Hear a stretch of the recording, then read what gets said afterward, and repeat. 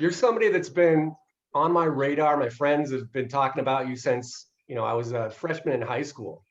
Oh my And God. yeah, so it's really an honor to get the chance to speak with you face to face. Well, cheers to that. Um, I Okay, wanted now to ask you, what is this psychedelic? psychedelic scene. So what Yeah. does that mean? Well, it means that we're interested in talking to people about mostly psychedelic music and things that pertain to psychedelia. And of Okay. course, Vanilla Fudge was considered a psychedelic band Yeah, without a doubt. and acid rock. Yep, without a doubt. Yeah. When did you first start hearing the term acid rock? Was that like something that came after the fact, or was that? Yeah, it came after the fact because acid wasn't that big a deal when we first started. It was more like 68. 68 was when the acid scene started getting big, from what I remember. Uh-huh. I mean, even though it was happening on the West Coast, like San Francisco, when we went to San Francisco the first time, it was like 67, maybe. When did we go there? Probably September, August, September, somewhere in there, maybe in July of 67, we went to San Francisco. And a few people were doing acid, but it wasn't like really, really famous, and do a lot of, a lot of people didn't do a lot of acid, it's just some people did. Well, what about 68, you? it started getting, I didn't really like acid. I did it once. I didn't really like it. Yeah. It wasn't like my trip. I didn't need to get that messed up. But I think a guitar player did it, and I think it kind of messed him up a little bit. And we were never really a band. We were never a band that took a lot of acid. We Right. just hung around with people that did. Yeah. But Well, we it's didn't funny we that didn't you we see. didn't need the acid to do what we did. Psychedelic, and we were pot smokers, most of us, and we just smoked pot and played what we played, and figured out some parts of the music that weren't psychedelic, which were just lots of crazy sounds. And we even had a bit of a little stupid light show when we started. We had like 5 outdoor lights on a pole with each guy had, and one of our roadie guys built a button system where he would sit on the side of the stage and press the buttons according to the music, Uh-huh. and that was our like psychedelic show. When we went to California, we went to the what was that first? Not the Fillmore, the Avalon Ballroom, and that guy Chet that ran it. They had all those psychedelic San Francisco lighting, with Right. the oil stuff. And we said, no, we want to use our own lights. We don't want to use that crap. And we It had a seems like fight with those guys about doing our own lighting, and it was kind of weird. it seems like maybe you guys got lumped in, and by you guys I mean Vanilla Fudge got lumped into like being a psychedelic band because one, you were doing something different, which was putting a heavier spin on rock music, Yeah. and just being there in the 60s where promoters were doing light shows and stuff like you just described. Well, promoters weren't doing them yet. The only ones doing it was the Avalon Ballroom Okay. and the Fillmore. But I don't even know if the Fillmore was going yet. So You San know. Francisco. Yeah. So the Avalon Ballroom was doing it.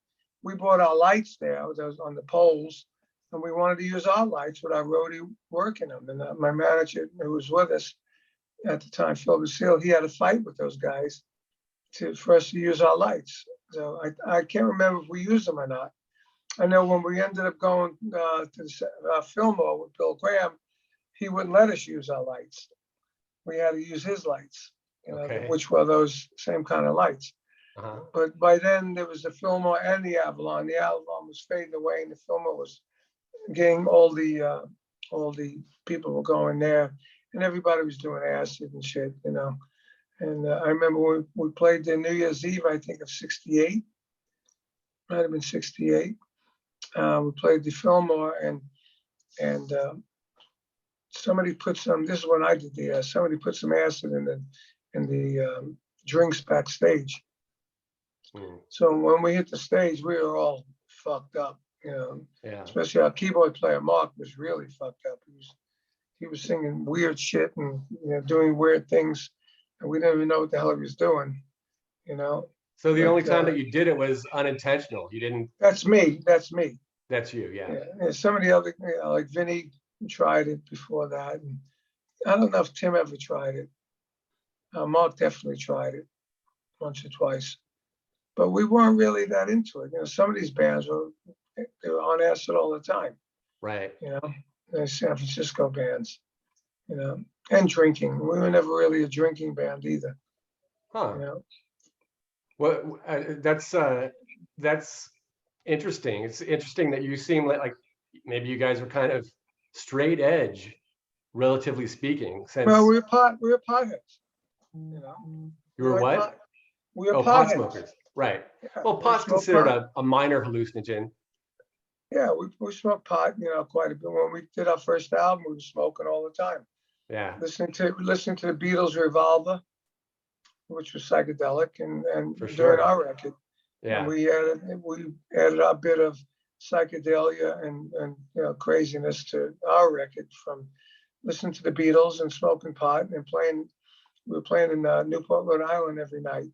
So as we were rehearsing, we would you know, we would open it up, you know, and open up our brains and our minds and whatever we were doing. And basically what we did was we gelled music to the lyrics. You know, like Eleanor Rigby was very eerie, moody, and strange, just like the lyrics. Yeah. You know, You Keep Hanging On was hurting, you know, so we slowed it down, put emotion. People Get Ready was like a gospel-y thing. Right. You know? And I guess because we changed everything so much, and we put some crazy stuff in there, you know, and basically, you know, they put us in the psychedelic era, which, you know, I guess we were. I mean, we've had albums called Psychedelic Sunday, you know, Right. crazy stuff, you know, but, you know, I guess our psychedelic stuff came out of like hitting the chord and everyone doing crazy stuff and sound effects, and then leading that into a musical passage, you know.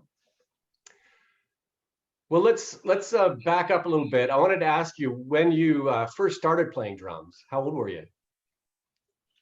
I don't even remember. I was a young kid going to my cousin's house, getting on his drums, banging on pots and pans later, and then getting a drum set when I was 10, maybe. You know, a little drum set, a bass drum, a snare drum, and a cymbal. And then took lessons 6 months after that, and maybe about 10 and a half or 11, you know, and then, yeah, so around that age. I read that your biggest influences were jazz guys, Gene Krupa and Buddy Rich. Yep. When did you decide that you wanted to do something different? Because that seems like a far cry, almost a 180. Well, I didn't, you know, that was my influences to play, but, you know, rock was coming up. Yeah. 50s rock, and, you know, through my teens, I played all kinds of gigs. You know, the gigs that I played were like weddings and bar mitzvahs and rock dances, church dances, and jazz gigs. I played everything. So rounded out my playing. So I was able to play anything. And then, you know, little by little, it started edging over more towards playing rock and have show bands that play rock. And then just more rock. And, you know, eventually started turning into like 64, 63, 64, more rock gigs than anything, you know, because rock was getting more famous. And there was a lot more rock songs to play. And then you had the R&B stuff, like James Brown, Wilson Pickett, and Otis Redding, and all that with the horns. And I had bands that had horns in it. We played a lot of R&B like that. And then, like, we used to goof on the Beatles, like at a wedding or at a dance. We do a Beatles set and put dirty lyrics to their songs and wear Beatle wigs, Uh-huh. and goof around and kid around. This was like when you Beatles were songs. a teenager? Yeah, I was about, when they came out in 64, what was I? I was 18, Uh-huh. 17 or 18. And, I thought they sucked when they came out. I Want to Hold Your Hand, all that.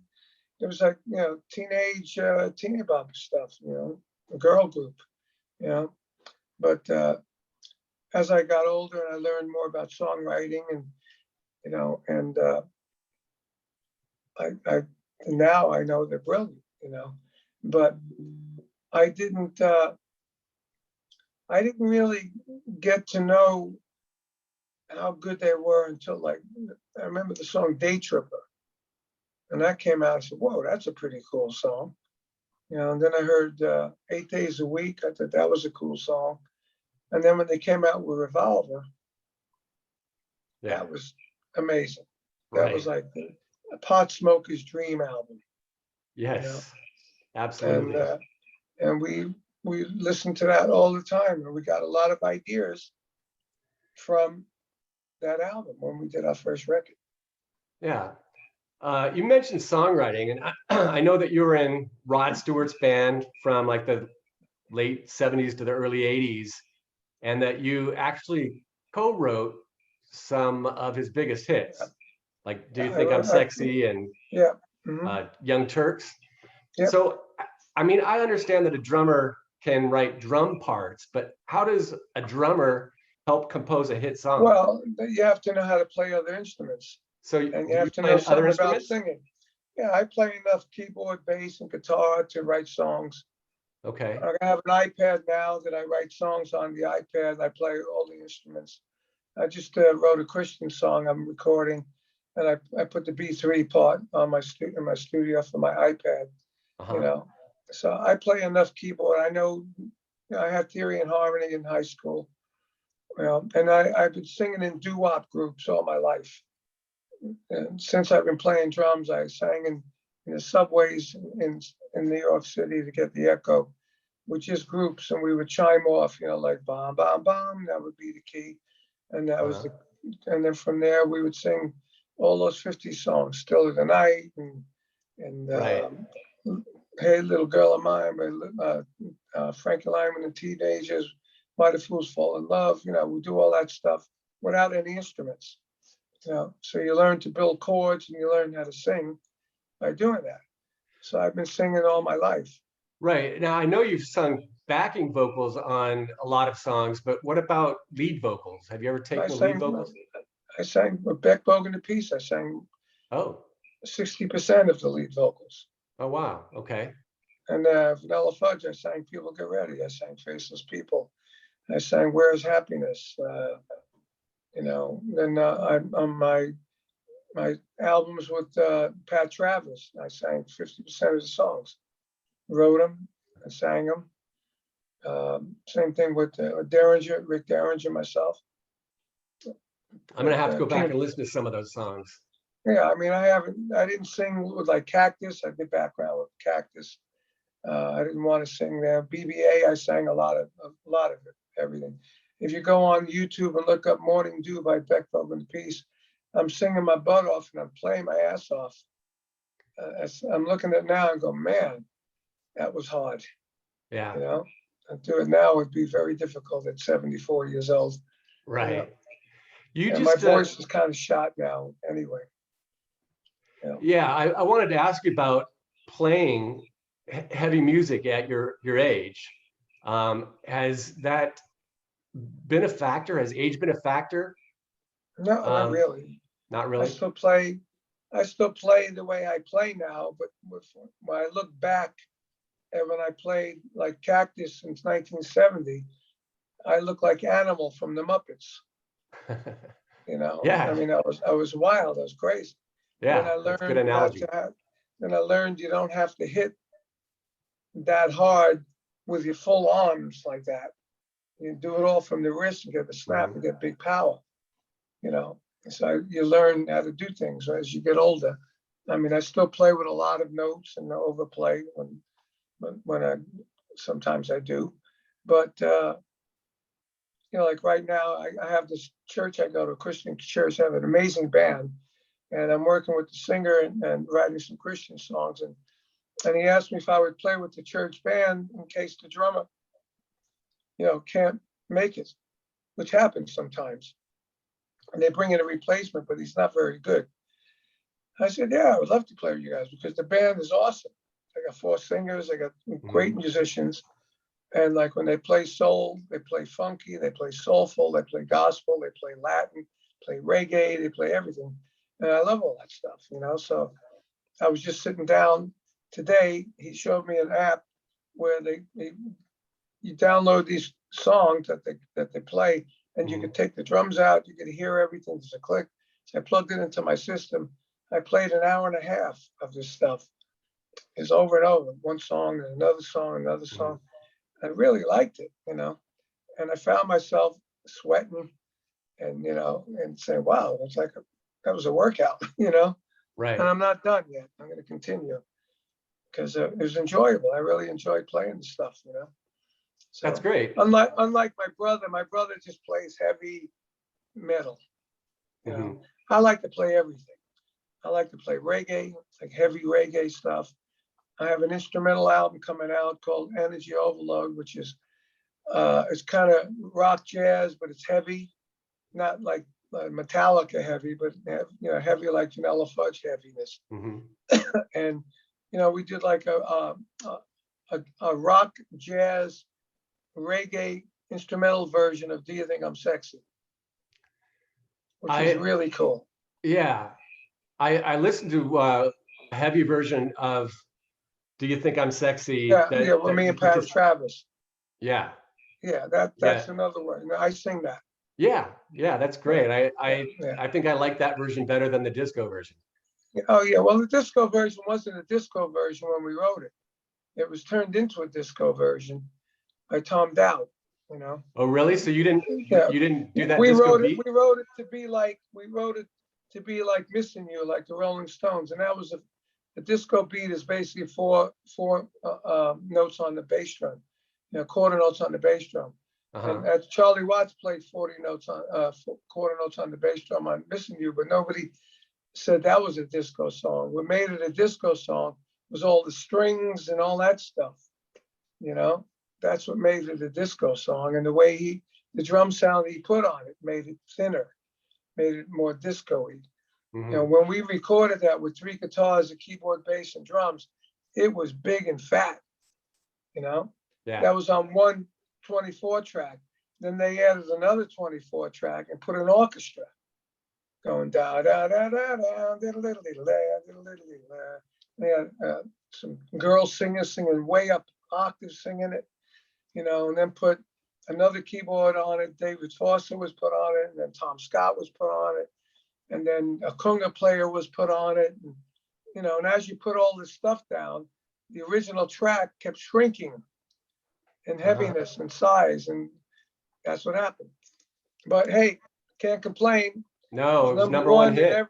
Number one in every country in the world. So yeah, and still going. Yeah. As a matter of fact, they just released a box set of Rod, which is 4 albums on it, and then there's also about 6 or 8 new tracks on it, and that were never released. And I'm on all those tracks, and I'm on 2 of the albums of the 4. So I'm on the majority of the album, and the tracks that are new you could tell they're not really finished, but the band is smoking and Rod's singing his butt off, you know. And those were done the same time as Sexy, you know. Yeah. So the band was smoking. We did like You Really Got a Hold on Me by the Miracles. Oh man, Rod sang his butt off, and the band was heavy, sounded great, you know. And I just listened to it yesterday. I just found out it came out 2-3 days ago, a week ago, and I just heard about it 2 days ago. So cool. You mentioned that you're going to church and writing Christian songs. Did you? How long have you been doing Well, that? well, since religiously, as I say, since I almost died 2 years ago on I've had these really bad things with nosebleeds, where I've had surgeries where they go up an artery and they block up where it's bleeding. And I was in Europe with my brother in the Canary Islands, and I got one of those hemorrhaging nosebleeds. And it took me a week to get home.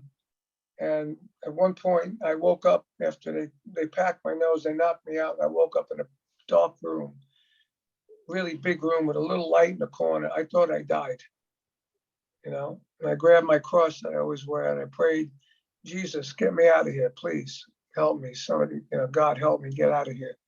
And I got out of there. I had to take two medical airlifts. I had to go back to Paris because what happened, we were in the Canary Islands. We left, went to Lisbon, took a business class flight back to New York, had a nosebleed on a plane. They dropped me and my brother off at the Azores in the middle of nowhere. And then I had to get a medical airlift to the nearest English-speaking hospital, which was back to Europe in Paris. My wife had to fly over, my brother had to leave. And then she got another medical airlift because the Paris hospital, a bunch of idiots, and they wouldn't listen to us about how to fix this. And they wouldn't talk to our surgeons in New York. And then I took a flight back to New York, a medical airlift back to New York, the second one. And when I got back there, I had packing in my nose that was infected. The doctor told my wife, one more day, I would have been dead. Wow. And this was what, 2 years ago? This was 17, the end of 17 into 18. Okay. Right? And then, so when I got back home and I started healing up, I started listening to the Bible every day because I know, there was definitely intervention there from God. Because I was almost on my way out, So, and then I started listening to it, and then I got turned on to these Christian churches. So I never, I stopped going I was born a Catholic, baptized, and I used to go to Catholic churches. And when I started hearing about priests that you say your confession to going out raping young boys, I got turned off to the Catholic Church. And then when I went back to a church, it was an Episcopal church where you didn't have to do that, And then I got turned on to this Christian church in Connecticut where we had a house. And I went in, they had a really cool band, and it was like a theater. It was like an arena, like 700-seat arena. And I said, wow, this is a better way to go to church. So I started going there. And then I found out there was one in LA where I had a house around the corner. I was in LA, I go to this one. In New York, I go to the Episcopal. When I was in Connecticut, I go to the other one. And then when we moved to Florida here, my dog trainer turned me on to this church down here. I went the first day and I said, oh my God, this band is unbelievable. And there was like a revival. The whole audience is up, they're dancing, they're singing, they're praising the Lord. I mean, it was, I'm in the South, Right. It was amazingly inspiring. The only drag I had, they had an electronic drum set, and it was terrible. So I called D-Drum and I said, look, there's a church here. I want to get a drum set for them. Can you do that? So D-Drum, my endorsement company, sent a drum set down to the church. And I came in, I set it up with them. And then I realized that the guy playing the drums was awesome. 28-year-old kid that was really great, And I started going to church there every week. And I had written a Christian song,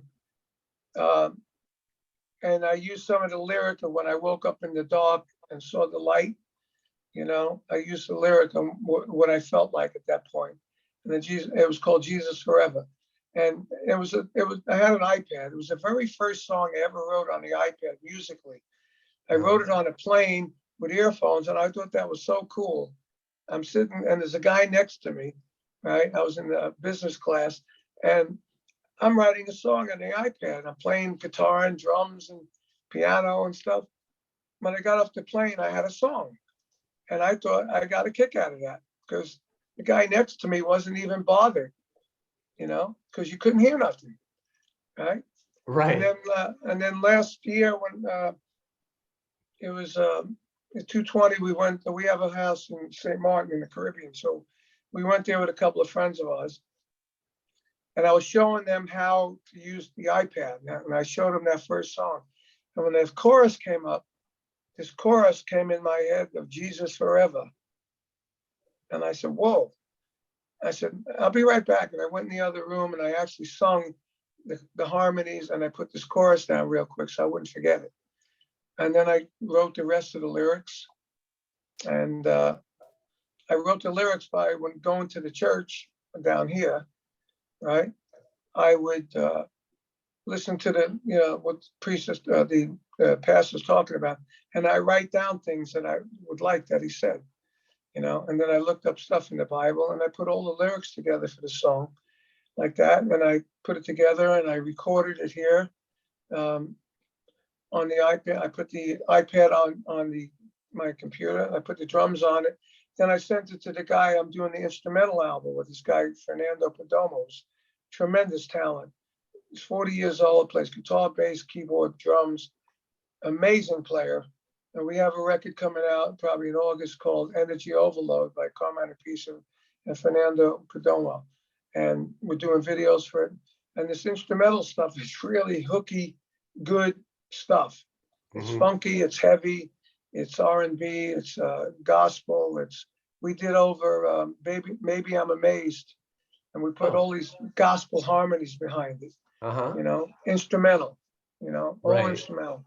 So I got him to play bass and guitar, following my arrangement I put on the iPad.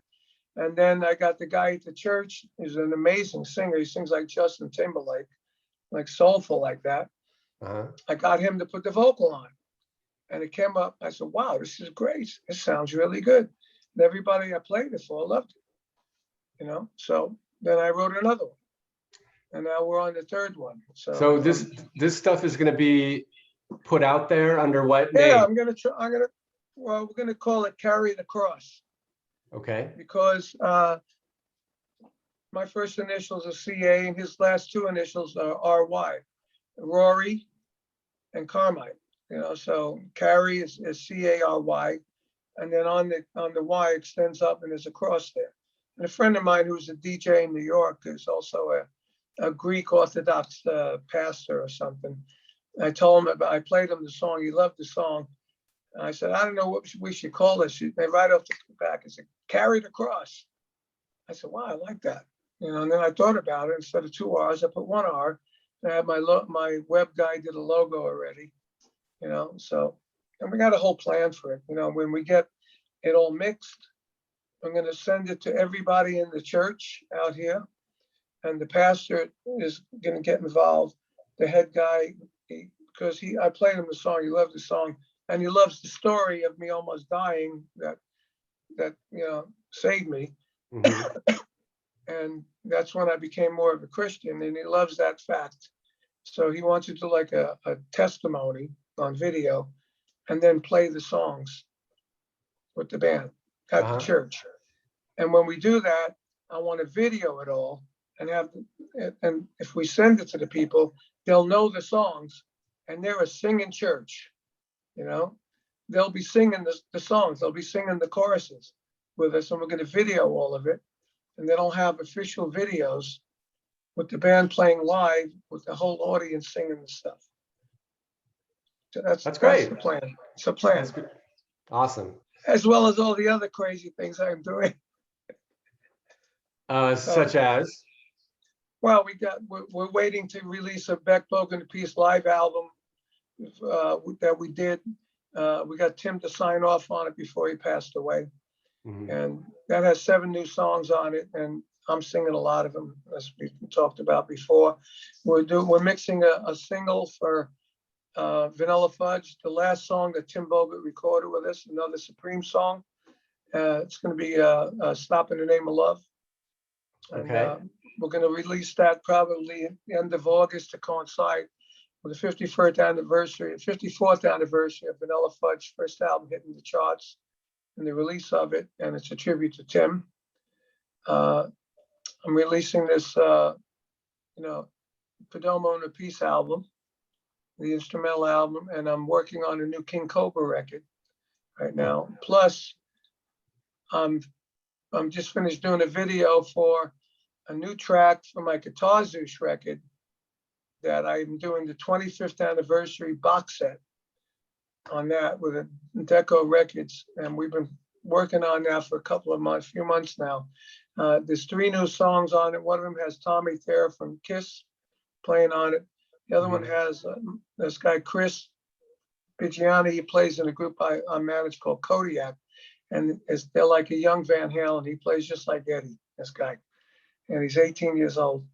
And then we have Derek Sherinian from Sons of Apollo, and he played with Joe Bonamassa and Dream Theater. He's playing synthesizer like a guitar player, so he's soloing on the synthesizer as a novelty. Then I have 2 or 3 other things. I have Bumblefoot on another new track, and we got some videos to go with this. So we just did a video for this one, and it's gonna be 4 LPs, 3 CDs. There's gonna be 3 or 4 tracks that were not finished, like bonus tracks that have no guitar on it, so guitar players can play along or singers can sing to it, and then there's going to be a medallion of my logo, my face logo, on stainless steel with a necklace with a guitar pick on it, and a booklet that had interviews, brand new interviews with some of the guitar players. So that's coming out in I think August 29th. Okay. So I've been busy. What's that? I've been busy. Yeah, it sounds like it. I wanted to ask you about Hearing Aid. You participated in that. Yes. That event and an album that was kind of coming in on the heels of the USA for Africa and Band Aid in the mid '80s. What was that experience like, being together with all those? I wear hearing aids now. I'll bet most drummers do. Yeah, you have to have it because the cymbals just knock the hearing out after. I mean, I'm playing like 60-something years, 62 years, It's crazy. Think about that. I should be better. But it was good. Ronnie's a good friend of ours. My brother played with him. He was like family in those days because he really didn't have any family in LA, and we had our whole family there. He used to come to our Christmases and Easter and birthday parties, and he'd been to a couple of my weddings. I was out there, and so they were putting this together, and he asked me if I can do it. And, my brother did the tracks, and I was out touring with King Cobra at the time, so I flew in specifically just to be in that choir per se, and do the interviews and be on the video and get involved. Matter of fact, we're doing something for Dio's birthday, July 10th. Me and my brother are doing a live, lockdown kind of performance of our Drum Wars thing that we do. Like a live stream? Yeah, like a live stream, and it's a whole big thing for Dio's birthday. And there's a lot of people on, not just us. There's Moody Sarzo, and there's a list. I got to Google alerts today with my name in it. I can't remember everybody. It's just a whole bunch of people. And everybody's doing something. It's some sort of event for Dio. It's for the Dio Cancer Fund, and so we're going to do that. And we have to work it out where Vinny's going to open up a session on Cubase like I have, and he's going to time it out and say, okay, we'll both start playing 8 bars here, and then I'll take the first 8 bars while you do this. Like it's a bit from when we do live. It's called Drum Wars.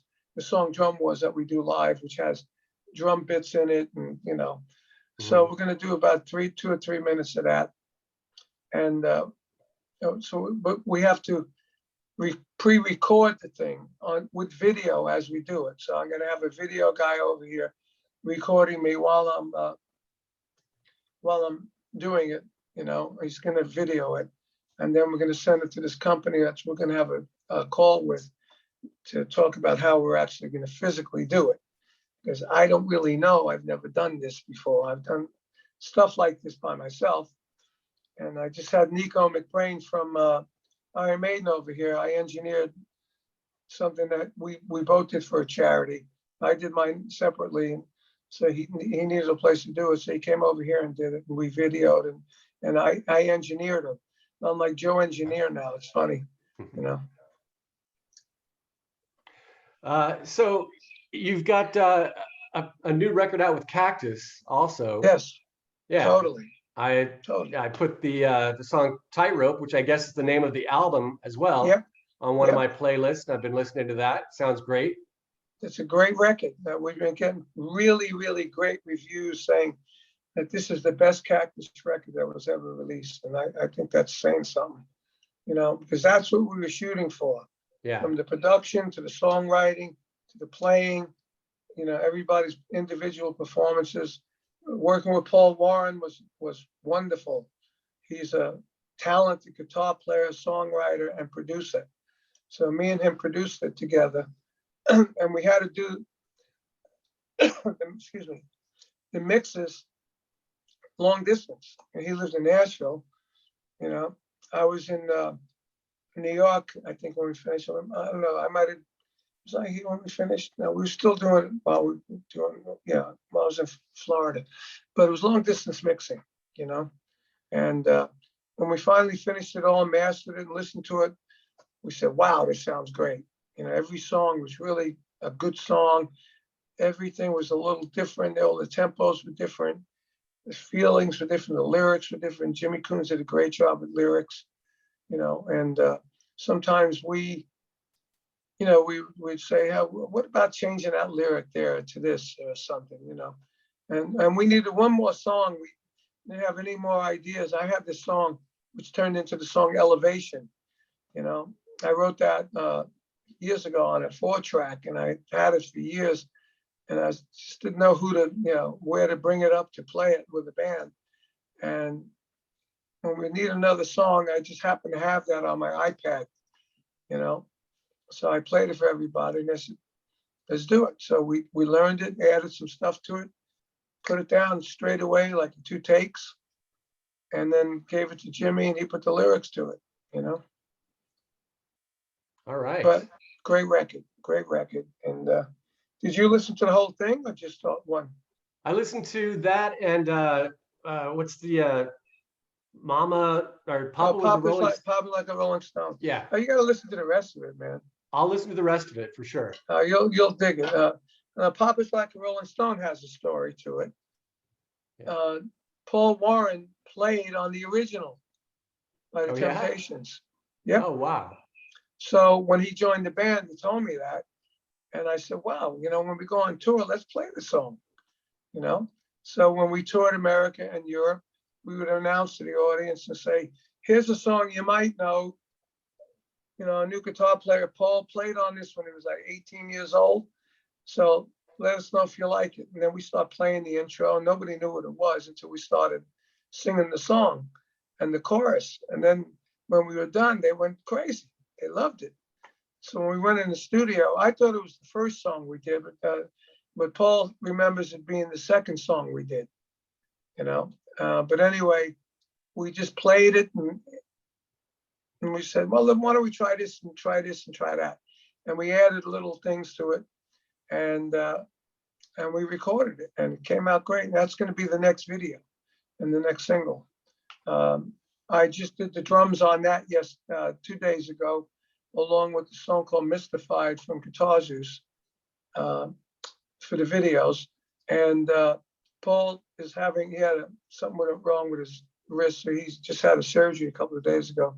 But he said within 2 weeks he'll be able to go in and make believe he's playing and singing the part. He sings the first verse and the last verse, and then Jimmy and him sing verses together like the Temptations, you know. Why don't you tell us what Guitar Zeus is? I mean, I have a general idea. It's like a series of albums featuring guitar players and you. Well, you explain. It's more than that. It's it was actually my third solo album. Second one was never really released, and we released it in the 80s and the 90s. But this was released in the 2000s.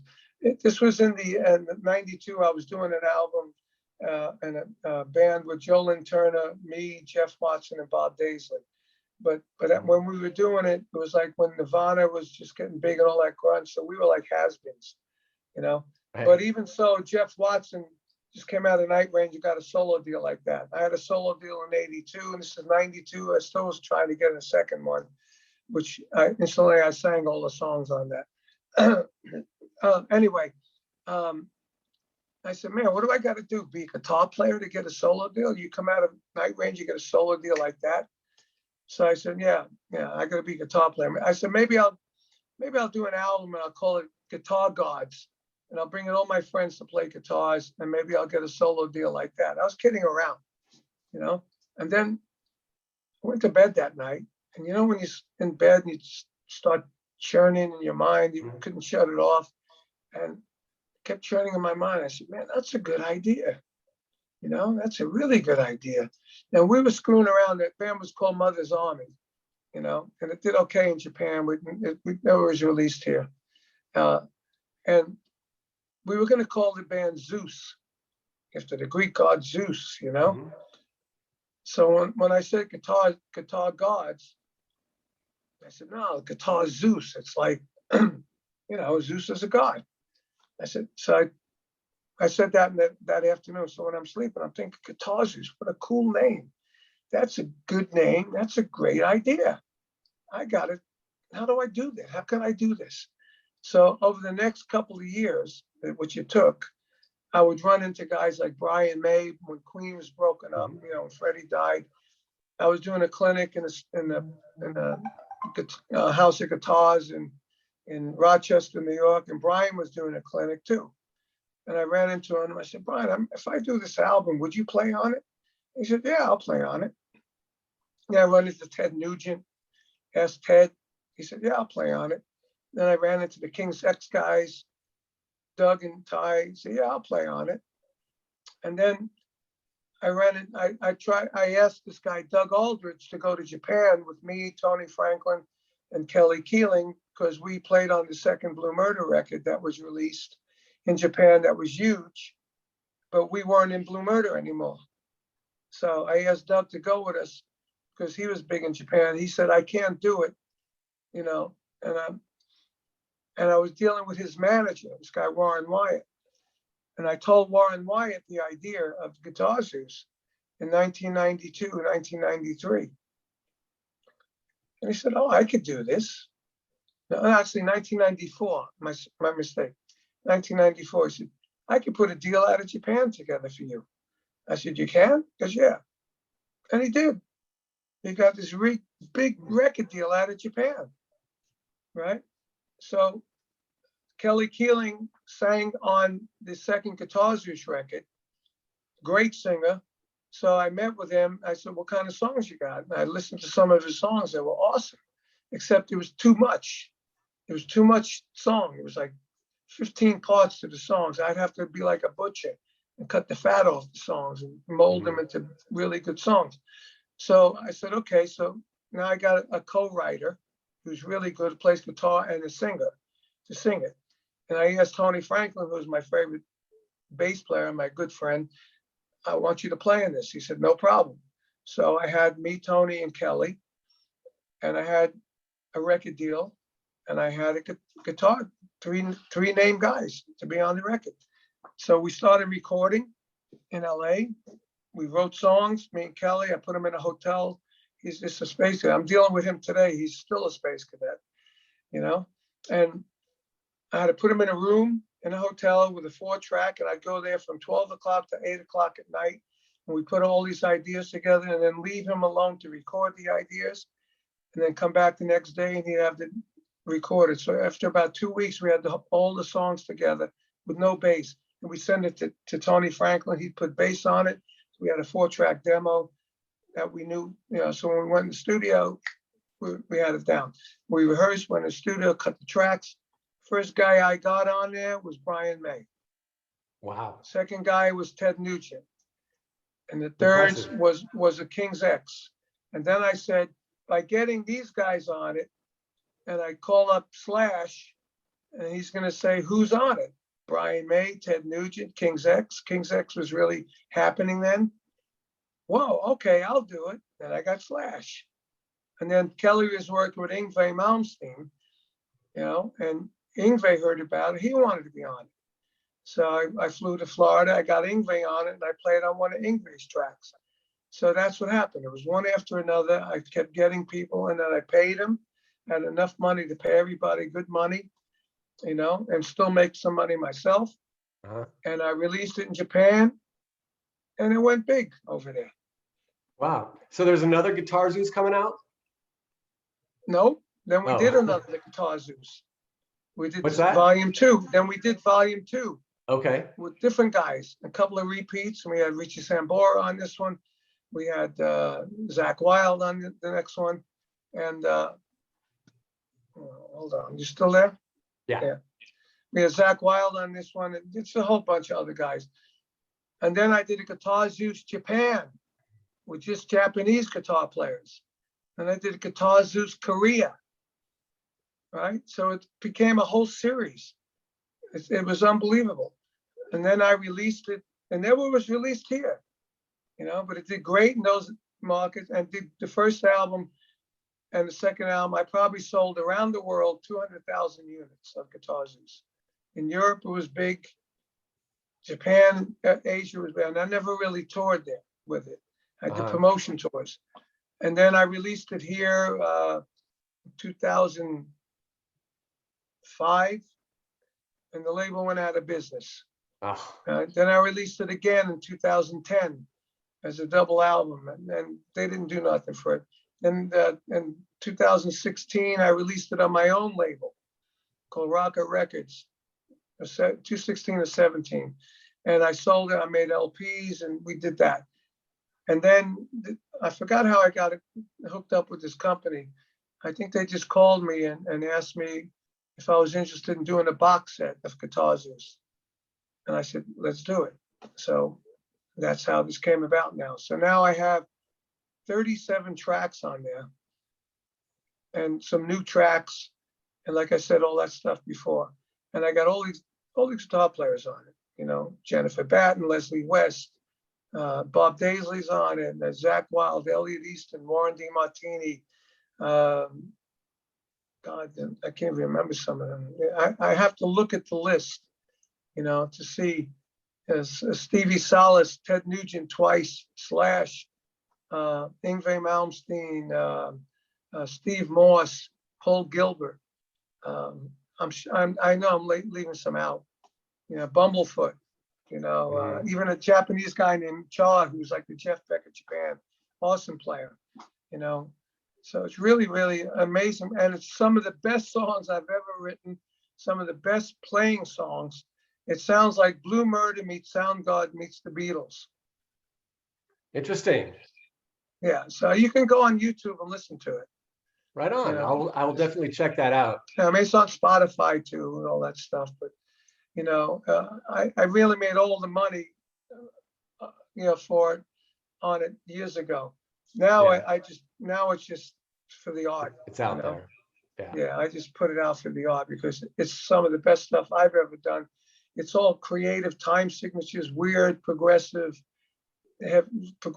heavy, like Nirvana, Pearl Jam kind of heavy, with Beatle harmonies. And me and Tony Franklin are doing the Blue Murder rhythm section stuff to it. That sounds great. Well, Carmine, I should probably wrap this up. I think that so anyway, it's been a pleasure. Such an honor to meet you. And nice to meet you. I wish you the best in all the endeavors that you're taking on right now. Thank you, dude. And all right. I'll say the same with you. Okay. What's that? Same to you. Okay. Take care. Good luck. Thank Okay, you. brother. Bye-bye.